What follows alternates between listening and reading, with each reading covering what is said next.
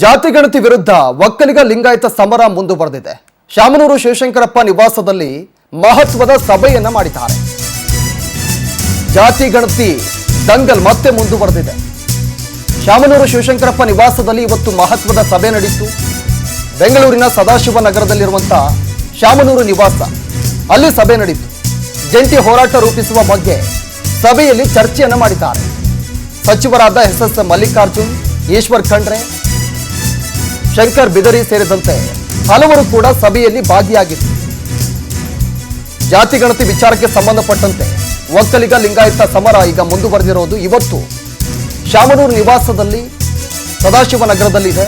ಆ ಒಂದು ನಿವಾಸದಲ್ಲಿ ಇವತ್ತು ಮಹತ್ವದ ಚರ್ಚೆಯನ್ನು ಮಾಡಿದ್ದಾರೆ. ಒಕ್ಕಲಿಗ ನಾಯಕರು ಮತ್ತು ಎಸ್ ಮಲ್ಲಿಕಾರ್ಜುನ್ ಜೊತೆಗೆ ಸಚಿವರು ಕೂಡ ಭಾಗಿಯಾಗಿದ್ದರು.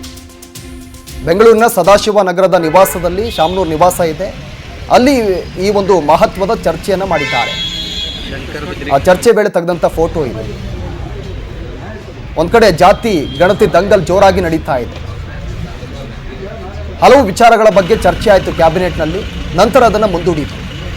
ಲಿಖಿತ ರೂಪದಲ್ಲಿ ಸಚಿವರಿಗೆ ಒಪ್ಪಿಗೆ ಪತ್ರವನ್ನು ಕೊಡಿ ಅಂತ ಹೇಳಿದರು. ಭೇಟಿಯಾದಾಗ ಶಾಮನೂರು ಶಿವಶಂಕರಪ್ಪ ಸಾಹೇಬರನ್ನ ಭೇಟಿಯಾದಾಗ ಅವ್ರು ಇರಲಿಲ್ಲ. ಅವ್ರ ಮನೆಯಲ್ಲಿ ಎಲ್ಲಿದ್ದರೂ ಏನೋ ಗೊತ್ತಿಲ್ಲ. ನಾವು ಅವರ ಆರೋಗ್ಯ ವಿಚಾರಿಸಿದ್ವಿ. ಜಾತಿ ಗಣತಿ ಬಗ್ಗೆ ನಮ್ಮ ಸಂಖ್ಯೆಗೆ ಅನುಗುಣವಾಗಿ ನಮಗೆ ಮೀಸಲಾತಿ ಬೇಕು ಅನ್ನೋ ಬಗ್ಗೆ ಚರ್ಚೆ ಮಾಡಿದ್ವಿ. ನಮ್ಮೊಟ್ಟಿಗೆ ಇನ್ನೂ ಸಾಕಷ್ಟು ಹಿಂದುಳಿದ ಜಾತಿಗಳು ನಮಗೆ ಅನ್ಯಾಯ ಆಗಿದೆ. ನಾವು ಪ್ರಬಲ ಜಾತಿಗಳೊಟ್ಟಿಗೆ ಪೈಪೋಟಿ ಮಾಡೋಕ್ಕಾಗಲ್ಲ.